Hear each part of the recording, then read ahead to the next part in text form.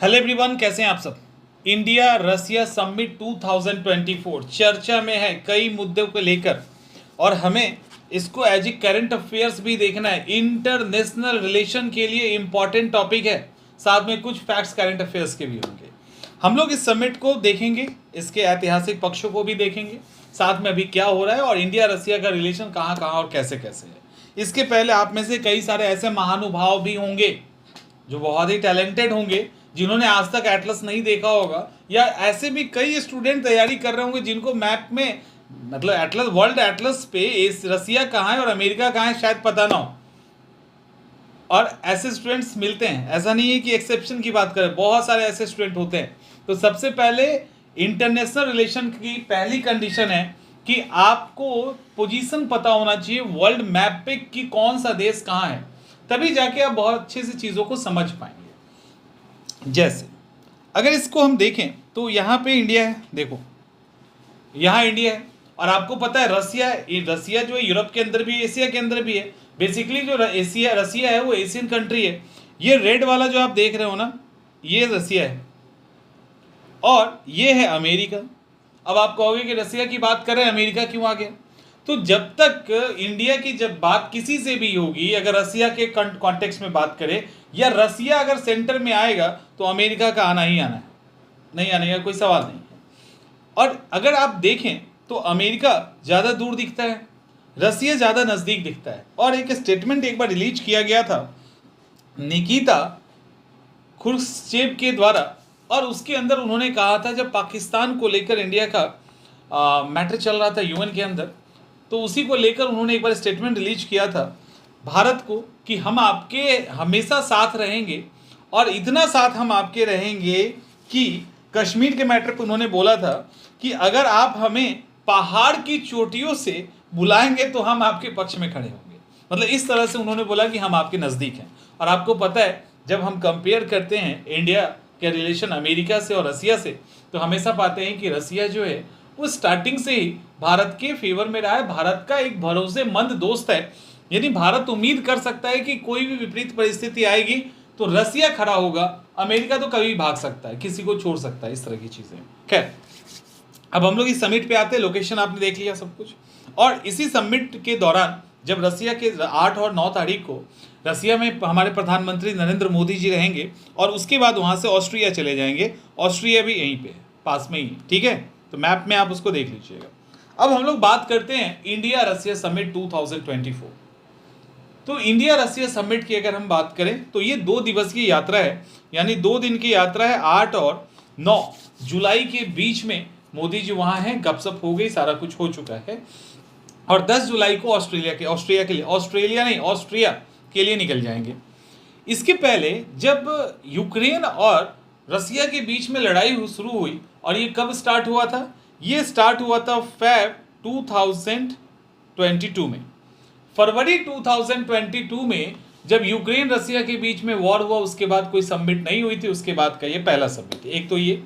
दूसरा important facts देखिए क्या क्या है कि इसके पहले प्राइम मिनिस्टर मोदी और व्लादिमीर पुतिन के बीच में जो बातचीत हुई थी, वो लास्ट बातचीत हुआ था सितंबर 2022 में, जब उज्बेकिस्तान के राजधानी समरकंद में संघाई सहयोग संगठन, जिसको एससीओ भी कहते हैं, एससीओ की बैठक हुई थी। तब ये लोग बायलेटरल साइड में जाके अपना गपशप मार लिए थे। अब पिछले 5 सालों में ये रूस की मोदी जी की यात्रा है, ठीक है। अब यहाँ पे एक और फैक्ट आता है कि मोदी जी तीसरी बार प्रधानमंत्री बने हैं। मोदी 3.0, मोदी 3.0 के पहले मोदी 1.0, 2.0, दोनों में मोदी जी की पहली यात्रा भूटान थी। भूटान, ठीक है। भूटान इसलिए था कि वो दिखाना चाहते थे कि हम अपने पड़ोसी देश को ज़्यादा प्रायोरिटी देते हैं। इस बार इनकी यात्रा रसिया के लिए हुई, और इस बार भी कुछ खास मैसेज है, क्योंकि वेस्टर्न कंट्री है, जिसको पश्चिमी देश कहते हैं, सॉरी, उसके अंदर अमेरिका भी है, उसके अंदर यूरोप भी है। इसको दिखाना चाहते थे कि हम आज भी रसिया के साथ खड़े हैं। और कमाल की बात पता है क्या? कमाल की बात यह है कि ये बैठक उस समय हो रही है जब नाटो का 75th एनिवर्सरी मनाया जा रहा है। और उसके लिए भी वॉशिंगटन डीसी में बड़े लेवल पे मीटिंग चल रही है। तो एक बड़ा मैसेज देने की बात की गई है और इसको रसिया ने इनडायरेक्टली बोला भी है कि प्रधानमंत्री मोदी जो हमारे यहाँ आ रहे हैं, इसको लेकर पश्चिमी देशों में बड़ी ही जलन और बेचैनी है। ये ऑफिशियल स्टेटमेंट रसिया के द्वारा रिलीज किया गया है। चलिए, ये सब हो गया। अब हम लोग थोड़ा सा हिस्ट्री देख लें क्या, क्यों आखिर हम रसिया को भारत के कॉन्टेक्स्ट में एक भरोसेमंद साथी कहते हैं, क्यों कहते हैं। इतिहास की अगर हम इतिहास के पन्नों में जाएं थोड़ा सा, तो इतिहास के पन्नों में जाएं तो इंडिया और रसिया का जो रिलेशन है वो केवल इकोनॉमिक रिलेशन नहीं है, हम कल्चरल भी चीज़ों को शेयर करते हैं, आर्थिक रूप से तो है और पॉलिटिकल रूप से भी रसिया और इंडिया के बीच में एक अच्छा बॉन्डिंग है। तो अलग अलग डायमेंशन से हम चीज़ों को कवर करते हैं, जिसको अभी हम लोग आगे देखने वाले हैं। देखो, रसिया भारत के लिए रसिया का बहुत बड़ा इंपॉर्टेंस है। उसी तरह से एशिया के अंदर बैलेंस मेंटेन करने के लिए रसिया को चाइना और भारत जैसी देशों के साथ अच्छे रिलेशन की जरूरत है। आज जब ये यूक्रेन पे अटैक हुआ और अलग अलग तरह के आर्थिक प्रतिबंध रसिया पे डाले गए, तो अमेरिका भारत पीछे नहीं हटा। भारत पश्चिमी देशों के दबाव, अब इवन अमेरिका के डायरेक्ट दबाव के बाद भी उसने जो भी सर्विस थी वो सब कंटिन्यू रखी, जो भी एक्सपोर्ट इंपोर्ट था, इकोनॉमिक रिलेशन था, वो सब कंटिन्यू रखा, इवन उसको बढ़ा दिया। इस बीच में तेल काफ़ी सस्ता रसिया देना शुरू कर दिया था और भारत ने खूब तेल खरीदा है। अब थोड़ा सा बैक में चलते हैं, तो अगर थोड़ा सा बैक में चले तो स्टार्टिंग की अगर हम बात करें तो 1950 से ही भारत और इसके बीच में रिलेशन अच्छे थे। 1950 के बाद इसलिए कहा जाता है, उसके दशक से ही, यानी 1941, 2, 3 ऐसे करके था, वो इसलिए कहा जाता है कि 1920 से लेकर 1953 के बीच में, इस बीच में वहाँ पे स्टालिन की सरकार थी, जोसेफ स्टालिन बहुत ज़्यादा इंडिया को पसंद नहीं करते थे। इवन जब इंडिया आज़ाद भी हुआ ना, तो उन्होंने ये लाइन यूज़ किया था, जब इंडिया आज़ाद हुआ तो उन्होंने बोला कि ड्रामेटिक कुछ स्टेटमेंट उन्होंने दिया था, लाइक कि ये जो इंडिया का आज़ादी है, ब्रिटेन जो आज़ाद कर रहा है, वो एक्चुअली पॉलिटिकल तमाशा है, ऐसा शब्द का उल्लेख किया था, ठीक है, स्टालिन ने। और वो भारत के साथ बहुत अच्छे रिलेशन नहीं चाहते थे, लेकिन इसके बावजूद नहीं चाहते थे और उतना अच्छा उनके समय तक रहा नहीं। इसके बावजूद जब भारत सबसे पहले अपना डिप्लोमेटिक रिलेशन रसिया के साथ ही स्थापित करता है, और वो भी 13 अप्रैल 1947 को सबसे पहला डिप्लोमेटिक रिलेशन रसिया के साथ ही स्थापित होता है। अब रसिया के साथ रिलेशन देखो, मतलब स्टालिन बहुत नहीं चाह रहे हैं, समझिए इस बात को, तब भी वो इंडिया के साथ रिलेशन रख रहे हैं। और हुआ ये रसिया के साथ क्यों, क्योंकि रसिया टाइम टू टाइम जब भी रसिया को चेक किया गया, रसिया ने हर उस विपरीत परिस्थिति में भारत की मदद की है। इसका एक अच्छा एग्जाम्पल याद होगा कि भारत एक टाइम में फूड क्राइसिस से गुजर रहा था। उस समय की कई सारी कहानियां हैं, उसमें एक कहानी ये है कि मक्का का जो मेज का उत्पादन होता है अमेरिका में तो बहुत अधिक होता है, और इंडिया वो भी मांगने गया। अमेरिका के पास जो सबसे घटिया क्वालिटी का मेज होता है, जिसको वो सिर्फ जानवरों को खिलाते हैं, वो भी इंडिया को उसने नहीं दिया, बल्कि बड़ी मात्रा में जब उसका प्रोडक्शन हो गया, इंटरनेशनल मार्केट में रेट ना गिरे, उस चक्कर में उसको समुद्र में फेंक दिया, लेकिन भारत को नहीं दिया था। दूसरा, 1949 की बात करते हैं। 1949 में हमारे यहाँ फिर से एक क्राइसिस आई, दिक्कत थी, गेहूं की हमें बहुत ज़रूरत थी। हम अमेरिका के पास गए, उसको बोला, बट अमेरिका रिफ्यूज़ कर गया, उन्होंने बोला नहीं, हम मदद नहीं कर सकते। उस समय रसिया खड़ा होता है, जबकि स्टालिन उस समय भी है रसिया में, लेकिन स्टालिन ने मदद की। और स्टालिन के साथ 1951 में रसिया के साथ एग्रीमेंट होता है, उसमें ये कहा गया, ठीक है, आप जो हमें एक्सपोर्ट करते हो ना, उसके बदले पैसे नहीं लीजिएगा, हम आपको 1 लाख टन गेहूं दे रहे हैं। एक बहुत बड़ी बात थी, क्योंकि हमें खाने की ज़रूरत थी, हमें खाना की ज़रूरत था, उस समय मदद किया था। जब 1953 के बाद स्टालिन की डेथ होती है, उसके बाद एक नया रिलेशन स्टार्ट हुआ खट्टी मीठी यादों के साथ। इंडियन इंडस्ट्रियलाइजेशन में, भारत के औद्योगिकरण में रसिया का बहुत बड़ा हाथ है, जैसे भिलाई, बोकारो जैसे, जिसको रसिया ने पूरा सपोर्ट किया था। तो अलग अलग जगहों पे, इवन न्यूक्लियर एनर्जी के अंदर रसिया ने खुल के सपोर्ट किया था, स्पेस टेक्नोलॉजी में सपोर्ट किया था, जब भी जरूरत हुई सपोर्ट किया। इसके बाद कुछ और चीज़ें, लाइक 1960 का दौर था एक, 1960 का दौर, और खासकर आपको पता वो फेज था जब कोल्ड वॉर एकदम पीक पर था। भारत, किसी के साथ भारत को नहीं जाना था, तो भारत ने अपना एक गुटनिरपेक्ष दल बना लिया था। तब भी उससे फर्क नहीं पड़ा रसिया के रिलेशन के साथ, और इंडिया और रसिया का रिलेशन काफ़ी अच्छा रहा। देखिए, खासकर रसिया ने इंडिया को ज़्यादा सपोर्ट किया है। जैसे इंडिया बड़े भाई के रूप में अपने पड़ोसी देशों को कॉपरेट करता है ना, रसिया ने भी कंडीशन लेस यानी शर्त रहित सपोर्ट किया है भारत को। और कई बार, एक बार नहीं कई बार कहा जाता है यूएन के अंदर रसिया ने इवन वीटो पावर यूज किया है, जब भी इंडो पाक के रिलेशन में अमेरिका शुरू से ही चाहता है कि इंडिया और पाक के रिलेशन में इंटरनेशनल ऑर्गेनाइजेशन, अमेरिका या अदर कंट्री इन्वॉल्व हो। भारत हमेशा कहता है कि इंडिया और पाकिस्तान का रिलेशन है, ये बायलैटरल इशू है, हम इसको सॉल्व करेंगे। इसको लेकर अमेरिका ने कई बार अप्रोच किया यूएन के अंदर, और ये अप्रोच 1957, 1962, 1971 जैसे कई अलग अलग समय में अलग अलग मुद्दों पे हुआ। और उस समय रसिया ने खुलकर वीटो यूज कर दिया और कहा कि ये इंटरनेशनल इशू नहीं है, ये दो देशों का इशू है, और हम यही मान के चलते हैं कि ये दो देश मिलके ही इसको सॉल्व करेंगे, किसी और की आने की जरूरत नहीं है। और भारत के सपोर्ट में खुलकर योगदान देने वाला रसिया था, जो बहुत कम होता है। भारत ने भी जब भी मौका मिला रसिया का हर तरीके से सपोर्ट किया, लाइक यूक्रेन वॉर, जहां पे वेस्टर्न कंट्री पूरे अगेंस्ट में थी रसिया के, भारत न्यूट्रल रहा। भारत ने यह भी नहीं कहा कि तुमने अच्छा किया या खराब किया, भारत न्यूट्रल रहा। और भारत ने लगातार यूक्रेन से भी बात की, और भारत लगातार ऑफिशियल अनऑफिशियल तरीके से ये स्टेटमेंट रिलीज करता रहा कि युद्ध विकल्प नहीं है, हमें शांतिपूर्ण तरीके से मैटर को सॉल्व करना चाहिए, डिप्लोमेटिक तरीके से सॉल्व करना चाहिए, जो दिखाता है कि इंडियन फॉरेन पॉलिसी इंडिपेंडेंट है, वो किसी से भी इंस्पायर्ड नहीं है।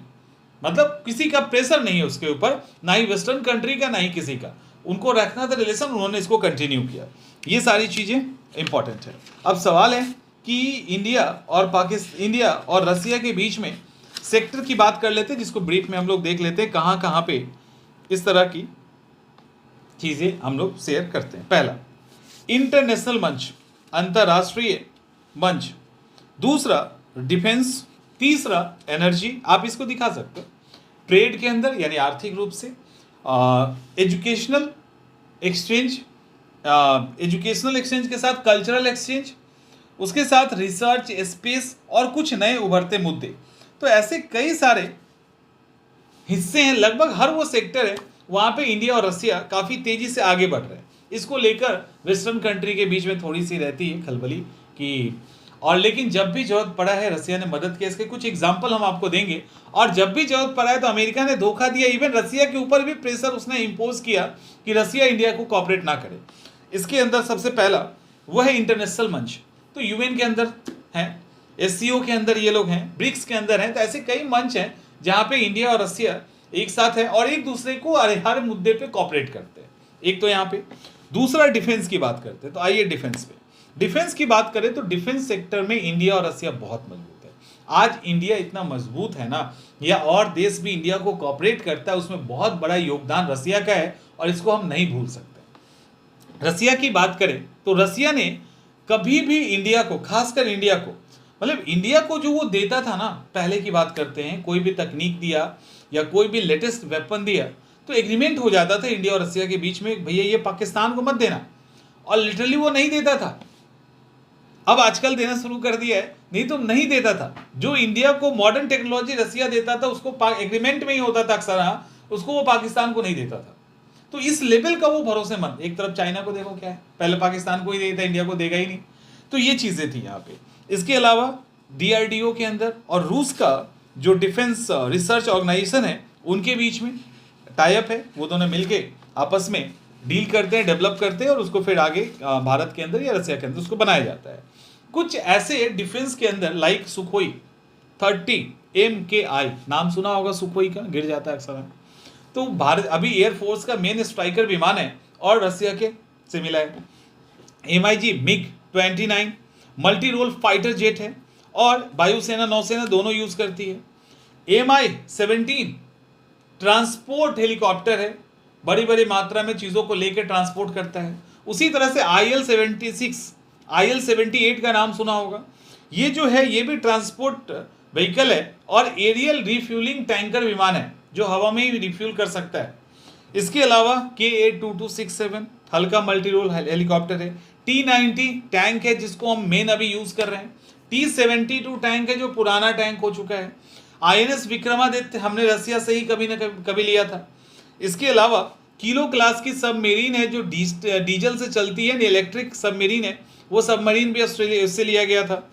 तो ऐसे करके S-400 जो है एयर डिफेंस सिस्टम है।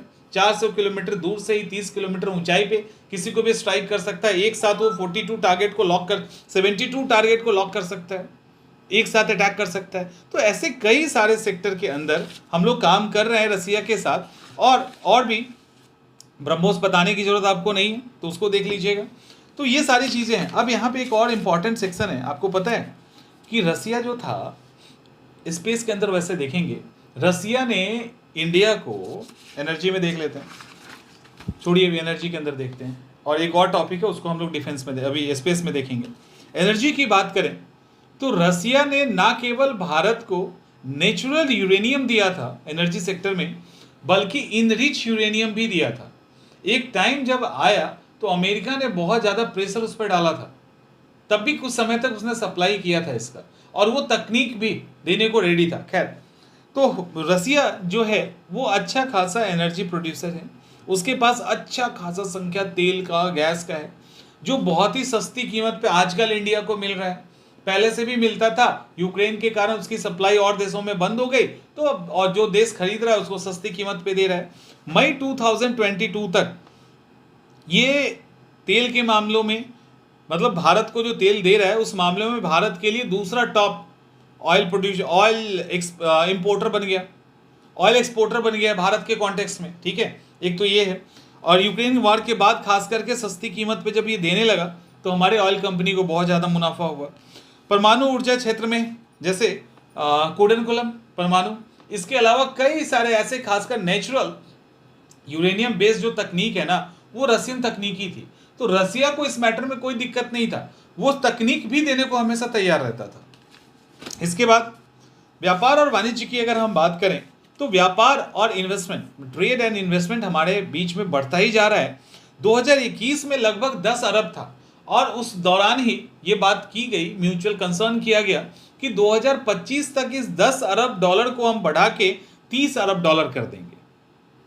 आपस में जो बायलैटरल ट्रेड है इसको बढ़ा के 30 अरब डॉलर कर देंगे, तो ये फैक्ट है। इसके साथ कल्चरल की बात करें तो भारत और रसिया के बीच में जो प्रोग्राम करने वाले हैं कल्चरल, या रसिया के अंदर भी जो इंडियन कल्चर उसको बहुत ज़्यादा प्रमोट किया जाता है। अभी मोदी जी गए थे तो प्रोग्राम हुआ वहाँ पे बहुत सारा, तो ये सब है।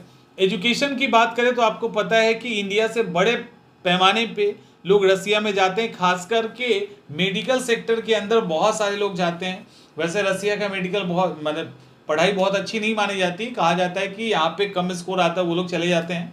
फिर भी रसिया के अंदर अलग अलग फील्ड में लोग जाते हैं, तो वो एक एजुकेशनल कॉपरेशन भी, और रसिया उस मामले में कॉपरेट करता है। हम लोग अगर स्पेस टेक्नोलॉजी की बात करें, स्पेस रिसर्च की बात करें, तो आपको पता है रसिया वो देश था जिसने ना केवल भारत को क्रायोजेनिक इंजन दिया, ध्यान से सुनिए, ना केवल भारत को क्रायोजेनिक इंजन दिया था, बल्कि रसिया क्रायोजेनिक इंजन की तकनीक देने को तैयार था। 100% उसने इंजन तो ऑलरेडी दे ही दिया था, साथ में टेक्नोलॉजी अगर शेयर करता तो भारत कब का GSLV बना लिया होता, भारत कब का इंटरकॉन्टिनेंटल बैलिस्टिक मिसाइल बना लिया होता। खुल के अमेरिका ने विरोध किया, और एक बिल पास हुआ UN से, और उसके बाद रसिया ये देने से चूक गया, क्योंकि वो नहीं दे सकता था। उसके बाद 300 किलोमीटर से ऊपर के मारक हथियार के लिए इस तरह की तकनीक वो नहीं दे सकता था। ये अमेरिका का खुला विरोध था, लेकिन रसिया तो तैयार था। तो इस हिसाब से देखिए, भारत के राकेश शर्मा को स्पेस में भेजने के लिए एग्रीमेंट रसिया ने ही किया, और उन्होंने भेजा भी। तो ये सारी चीजें हैं। अब सवाल है कि नया उभरता मुद्दा क्या है। देखो, आजकल आर्टिफिशियल इंटेलिजेंस एक बड़ा मुद्दा बन गया है। इसके अलावा स्पेस सेफ्टी एक बड़ा मुद्दा है। तीसरा, साइबर सुरक्षा, साइबर सेफ्टी एक मुद्दा है। ग्रीन एनर्जी के क्षेत्र में ये लोग मिलके काम कर रहे हैं। तो ऐसे कई सेक्टर हैं जहां पे ये लोग काम कर रहे हैं। अब भारत और जब मोदी जी और उनके बीच में बातचीत हुई तो कई सारे मुद्दे पे बात हुई। इसमें अभी लेटेस्ट करंट अपडेट ये है कि भारत ने अनाउंस किया है कि वो दो नया दूतावास कजान और येकातेरिनबर्ग में खोलेगा, है ना। तो भारत दो नया दूतावास खोलने वाला है कजान में और येकातेरिनबर्ग में, ये इंपॉर्टेंट है। और एक और मुद्दा है जो बहुत ज़्यादा चर्चा में आया, जिसमें हम आपको स्पेशल सेशन करवाएंगे, वो है चेन्नई और व्लादिवोस्तोक पूर्वी गलियारा। तो इसको खोलने पर बहुत ही तेजी से विचार चल रहा है, मतलब कोशिश की जा रही है। और ये जब खुल जाएगा तो कहा जाता है 21वीं सदी या 22वीं सदी का ये फ्यूचर रोड होगा, जहाँ से एक मतलब जहाँ वर्ल्ड के कॉन्टेक्स्ट में एक बड़ा बदलाव देखने को मिल सकता है इस गलियारे के कारण। तो ये इंपॉर्टेंट टॉपिक है, इसको आप IR के मेंस में भी यूज़ कर सकते हैं, प्रीलिम्स के लिए तो है ही ये 2-4 फैक्ट। और दैट्स इट। तो यहाँ से सेशन ये ख़त्म होता है आपका रसिया और इंडिया का जो अभी सबमिट हुआ था 2024 का। मिलते हैं हम लोग नेक्स्ट सेशन में।